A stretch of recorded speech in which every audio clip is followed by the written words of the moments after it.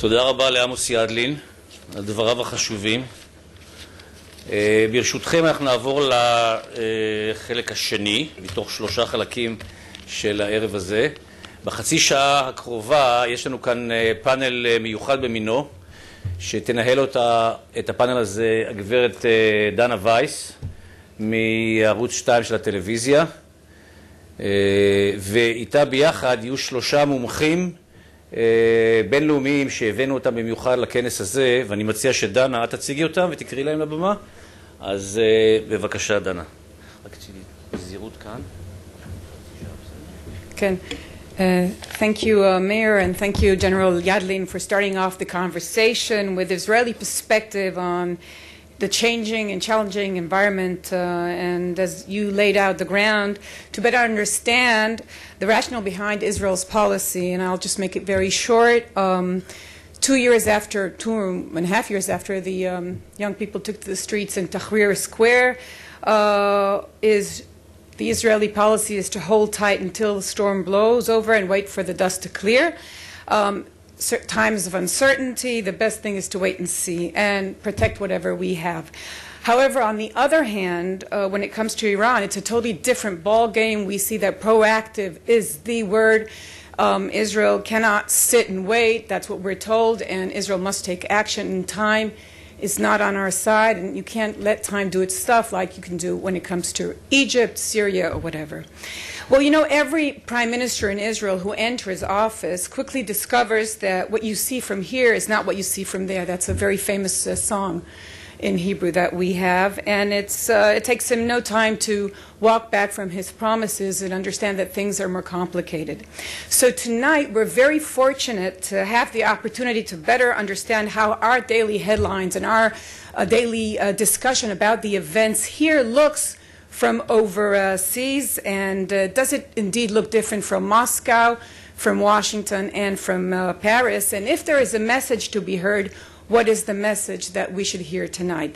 And to help us understand this issue, we are very privileged to have with us some of the most experienced and well-informed experts on the Middle East, as well as crafters of major politics.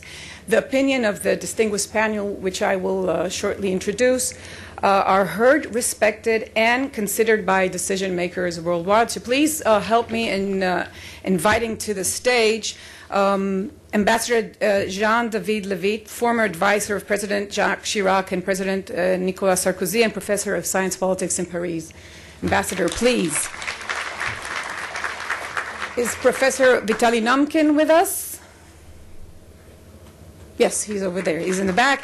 Director, Institute of Oriental Studies, Russian Academy of Science, and as you, I think, all know and read and follow, David Ignatius, Associate Editor of the Washington Post. Please, and I will join you there.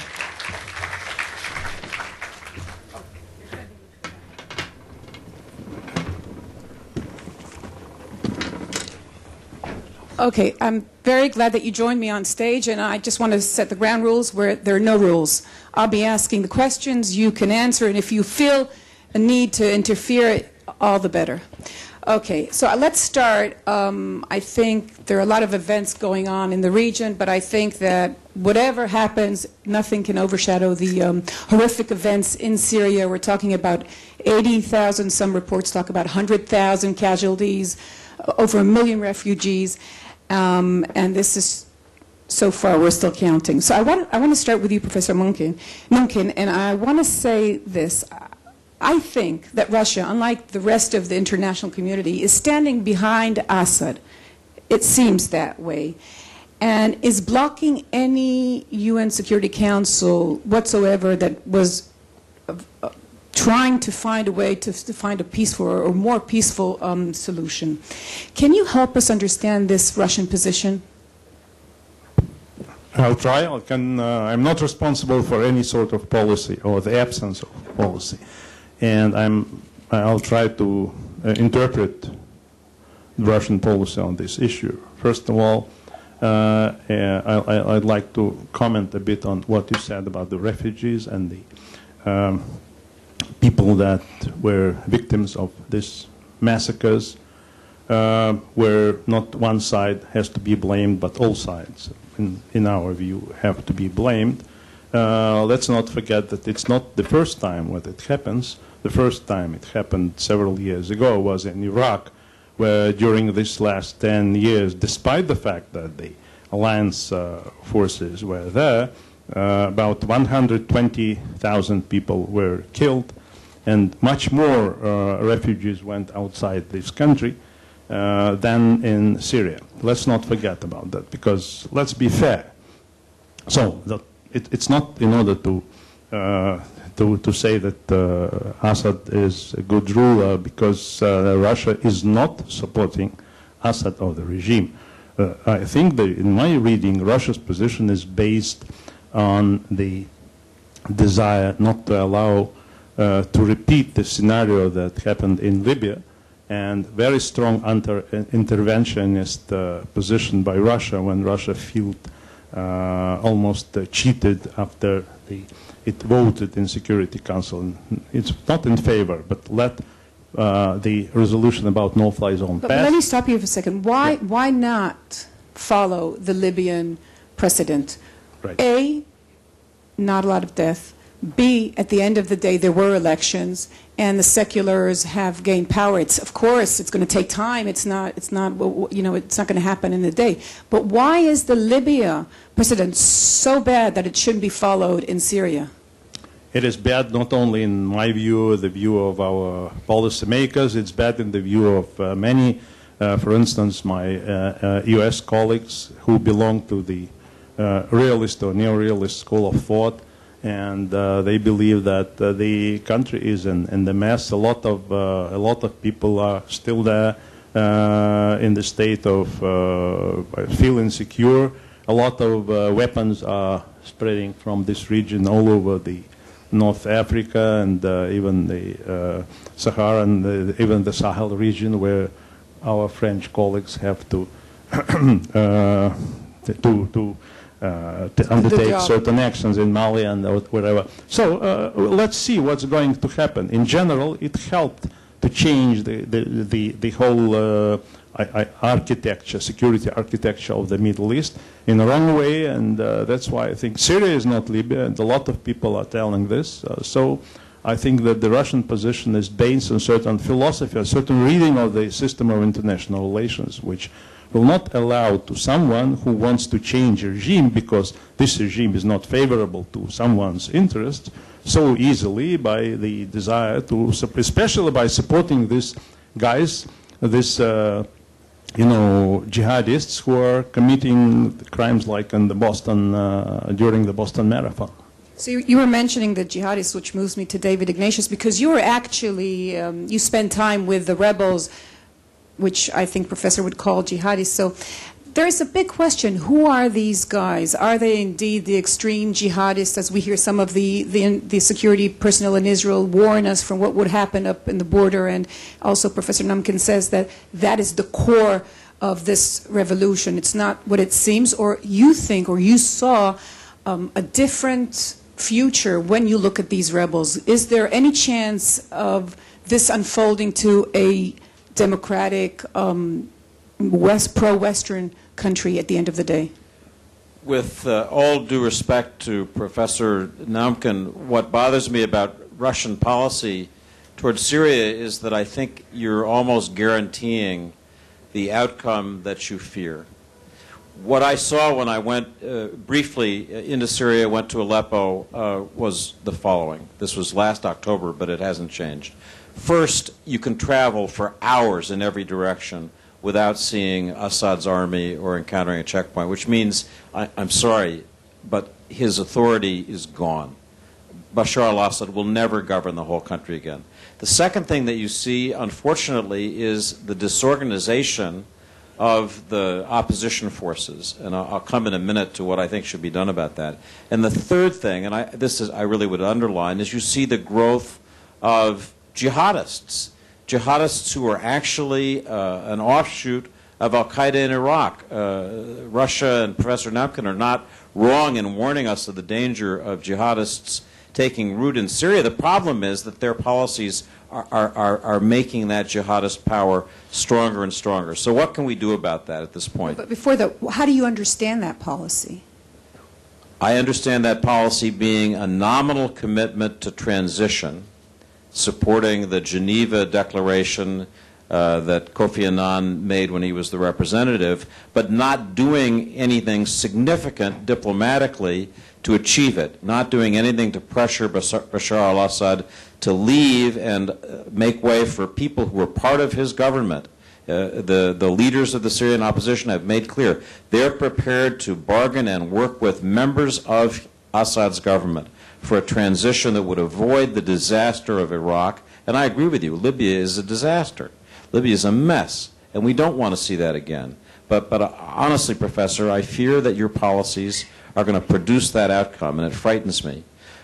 Just to say one word about what the U.S. has just decided to do with the support of Britain, France, Saudi Arabia, Jordan, all of the countries of the region. The big problem that the opposition has is that it's not a disciplined army.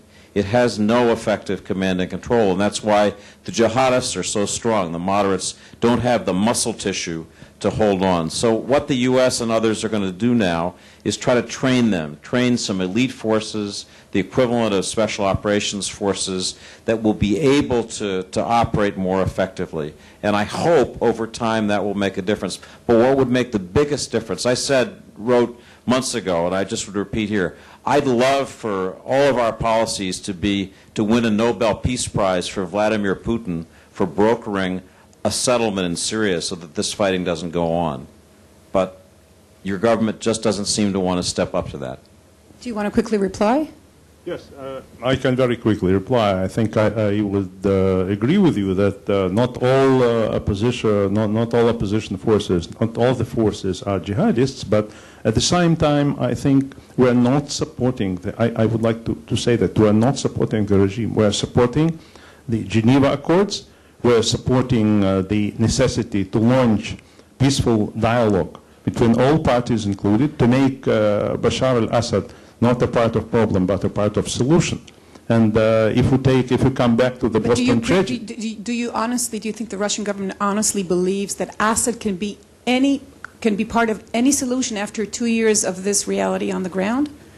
We have a lot of different examples in our history. Look at Cambodia, where the Khmer Rouge are still there and still enjoy their peaceful life.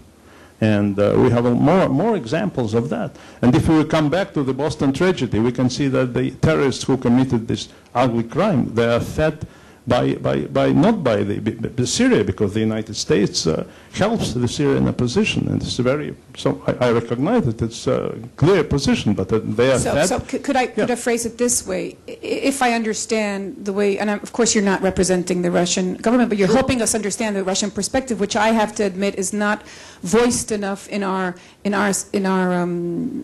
Israel, not in the media. I don't think so. You're saying that if anyone can think of a solution that does not include Assad in any way, Russia will not back that solution? Is that the right way to understand what you're saying? I think the right way to understand the reality in Syria is that we have a very strong and cohesive army and security apparatus which are together, which are still fighting against any sort of opposition, which is bad. Because probably we would like to have a more reconciliatory approach on both sides. And we're in favor of that. We're pressuring Assad. We've been pressuring Assad for reforms. So in a very strong manner. But at the same time, we know that if the regime collapses, all these minorities, especially these Alawites, will be immediately physically eliminated. They know that. For them, it's a battle for survival. They are ready to fight until the very last minute in their lives. This is a reality, very sad reality. We care. We have also a lot of very special concerns in Syria. We have Orthodox Christians there who are not in favor of Assad, but they're not in favor of supporting their position. A lot of Orthodox Christians. We have about 100,000 Circassians who have been loyal to the regime. We have 150,000 Armenians who have been loyal to the regime as well, and who are just leaving the country in large numbers. And we have very special responsibilities and concern about their fate. That's very interesting. I wasn't aware of that, I must admit. But I want to move on to Ambassador Levitte. going back to Libya, it was quite clear that President Obama was in the back seat, and in the front seat was Sarkozy, and you were very close to Sarkozy in those days. I guess it's quite clear it's not the case in Syria, not with France and not with Hollande in the Elysee. Why is there such a big difference? Is it because what people might say, well, you know, Libya has oil and refugees are coming to Europe, and it's not that case with Syria? No, I don't think so. First, I'm delighted to participate in this debate. And congratulations to General Amos Yadlin. Great man and great speech. Thank you very much. Second... You know what? Applause. Second, I participated with Sarkozy in the great adventure in Libya. There is a unanimous decision which has been taken by the UN, which is called the responsibility to protect. What does it mean? And it was approved by Russia and China. It means that when in a country the government, the leaders, are not protecting their population but massacring, fighting their own population, then it is the responsibility of the United Nations to protect the population. That's exactly what happened in Libya when Gaddafi started bombing his own population. So with David Cameron, Sarkozy took the initiative of this war. I think it was successful. First, because we were in a position to protect the population. Second, at the end of the day, Gaddafi was gone. Not the way we wanted. We wanted him in The Hague to... It is the Middle East, after all. You can't expect everything. Yeah. And by the way, the Khmer Rouge are in jail in Cambodia, thanks to the UN intervention. But there is a big difference. The difference is that first we have three vetoes in the UN Security Council, and we have to respect international law. Second, we have a big debate in Europe these days because we have imposed an embargo, arms embargo on Syria. So we are split in the middle in the European Union between, let's say, Germany, Sweden, few others who don't want any arms to be delivered to the opposition, and Cameron and Hollande who want to deliver arms. And their point, and I'm 100% with them, their point is as follows. Why should we allow Russia and Iran to massively equip with the best armaments the bloody government of Bashar al-Assad? Why should we accept that Saudi Arabia and Qatar are delivering massively arms to the most Islamic of the fighters, and we would refrain from helping those who are closest to our views?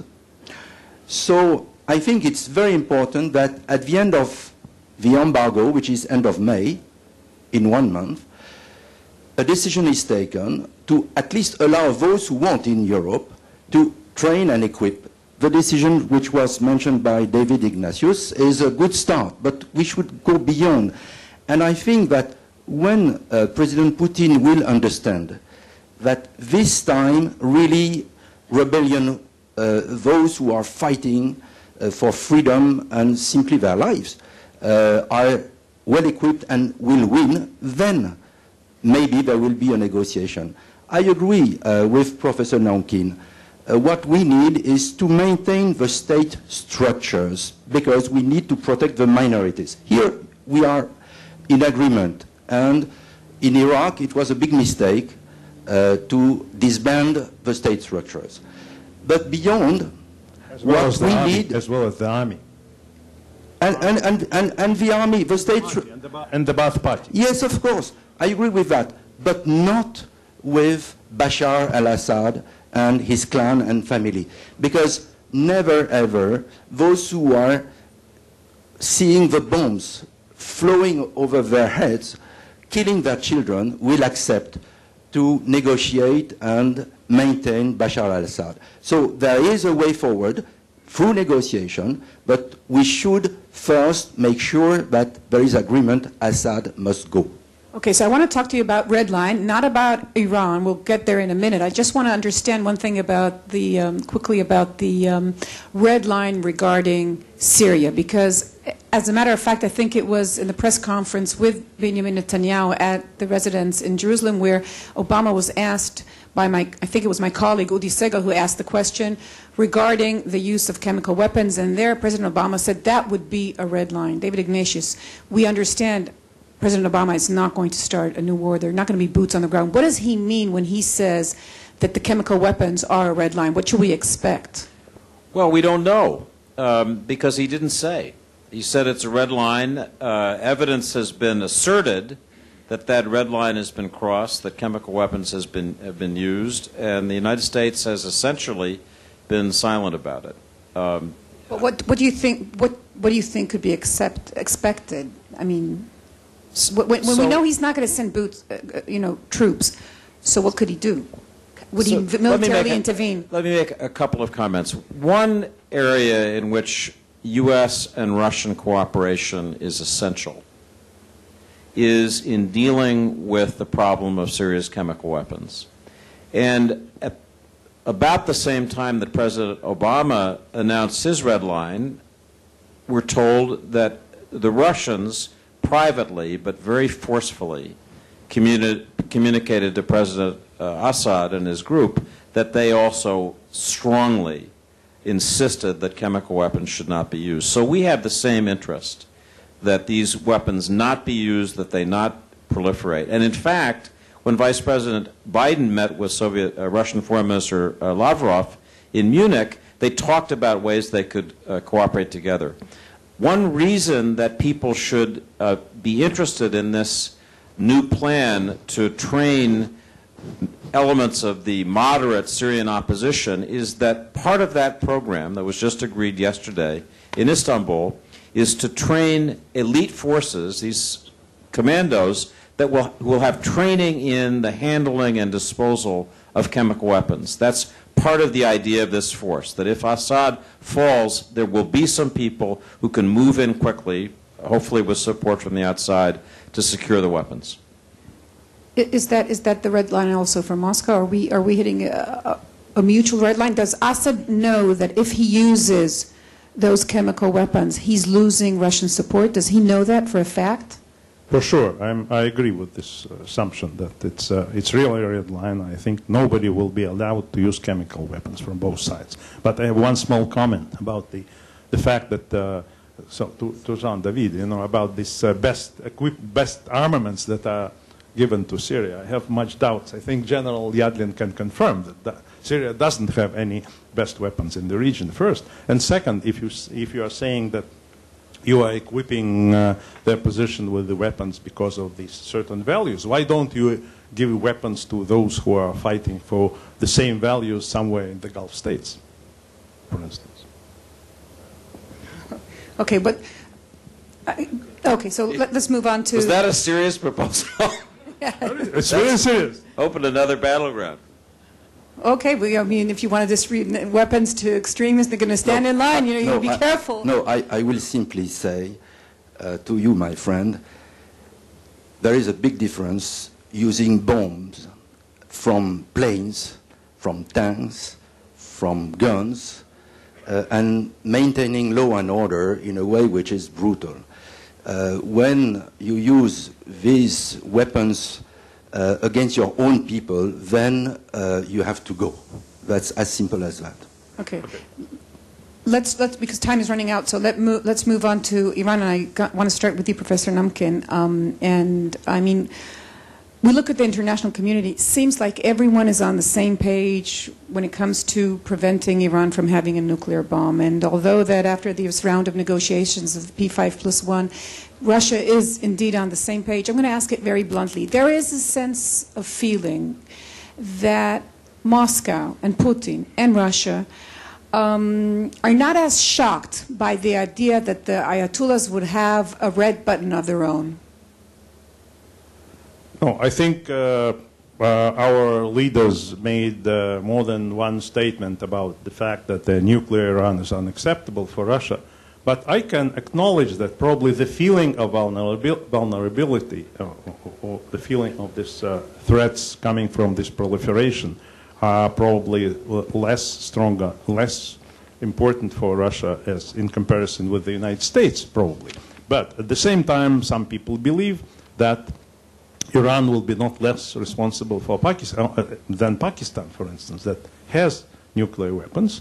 And on the other hand, we are cooperating very closely with the West, with the United States, with the Europeans in pressuring Iran, in trying to find solutions. But again, here one of the motivations where probably we have differences with our Western partners is that we are against use of force in putting pressures on Iran, in preventing Iran to acquire nuclear weapons, where we don't have still a smoking gun for But this. when push comes to shove, if there will be the dilemma, bomb or bombing, will Russia go ahead with all options are on the table? I don't think so. I believe that Russia will not be one of the actors in playing this role. And but again, we're not in favor of a nuclear Iran. But as you know, there are a lot of people who, not only in Europe, but even in the United States, who are saying, for instance, Professor Waltz in his famous article in Foreign Policy, that probably the nuclear parity between Israel and Iran in the Middle East would be an important pillar of security. Ambassador Levitte, how would this Russian stand influence France, for example? When I'm taking you to the edge, when push comes to shove, bomb or bombing. Yeah. Well, first, I think the negotiations will fail. Why? Because for 2 decades and more, Iran is investing in building the bomb. Second, they look at North Korea. North Korea had 3 nuclear testings, and the regime is still there, and there are sanctions taken by the Security Council. Okay, it's a laugh. So I think they will go down the road, and they will try to get it. Then you have 3 possibilities, which were mentioned by Amos. Either you accept the nuclear Iran, it's a disaster, because as he said, then Saudi Arabia, Egypt, Turkey will get the bomb, and it's the end of the non-proliferation treaty. The second possibility is for Israel to strike. It's a disaster also because it will mean that the whole Muslim world will be behind the leaders of Iran, and that's not what we want. We want to separate Iran from Syria, from Hezbollah, and so on. And the It's not quite sure that Saudi Arabia would be behind Iran, but I think they'll talk about it tomorrow. Yeah, okay, we'll talk about it tomorrow. But the third possibility, as it was mentioned, is for the US to do the job. And here I'd like to open up to another possibility, despite what Professor Naumkin said. When I was with Sarkozy at the Élysée, we pushed hard and with success for more sanctions. Not a drop of oil should be bought by European countries from Iran.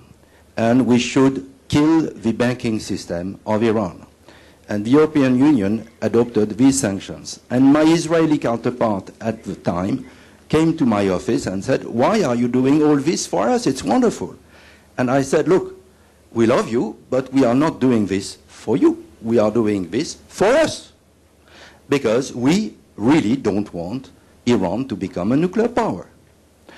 And my point is that as we are negotiating, as the P5, the 5 permanent members of the Security Council, and Germany, if we are together during this negotiation, we should stay together if and when it fails. And I'm sure that if we are together to threaten seriously Iran from bombing, P5 plus 1, then Khamenei will say, "Okay, I'll drink the poison glass like Khomeini decades ago. And he would sign not to have a bombing. That's my recommendation. Let's consider to be together not only during the negotiation, but beyond the negotiation, if need be. Well, it's interesting. We can understand the differences here. David, I think the number one question in this room is, as General Yadlin said, what will President Obama do? And you wrote in your article from April 4th that the big question is whether America war weariness will undermine Obama's pledge to use military force if necessary to prevent Iran from obtaining a nuclear weapon. That is the big question in the room. Well, the first thing I want to say is that whenever I want to understand Iran better, I go see Amos Yadlin and come to this center. And I've quoted his views, and I want to quote in particular what he said earlier when he had his 4 T's. One of those T's was trauma, the trauma that America feels after this decade of very difficult wars. President Obama was reelected voicing that national war weariness. No more wars. That said, I do not believe that an American president can make a public promise that he will prevent Iran from obtaining a nuclear weapon and not carry it out. I think if an American president is seen to be bluffing in that kind of statement, that's something the country can't recover from. The problem is that the Iranians don't believe him. The Iranians are convinced that he won't do this. And I think going forward, that's the most dangerous thing. The Iranians are so convinced that Obama wouldn't do it, he'd be crazy to do it. I interviewed Ahmadinejad in New York when he came to the General Assembly last September. He kept going on about, you're so war-weary, these wars bankrupted you, you're not crazy enough to attack Iran. They really believe that. And somehow, I think this goes to the heart of the next 6 months, somehow the United States and its allies, including Israel, have to convince Iran that that calculation is wrong and it's going to lead them to disaster. It's not a question of disaster for us, it's disaster for them. And I think unity of the P5+1 in some ways is the most important element. Iran still believes that Russia will save us, China will save us, and to the extent the signal is sent that the P5+1 remains united even as things get more tense, I think that could make a difference. Okay, we're out of time, and I want to thank you so much for your candid remarks and for your enlightening conversation. I think we learned a lot, and we saw indeed that what you see from there is not what you see from here, and we have a new government, and we can see how these things unfold, but we have the same Prime Minister and almost the same players in the region, so it's going to be interesting how they will play these crucial coming months. So thank you very much for taking the time and being with us, and thank you very much. And I turn the floor back to Mayor.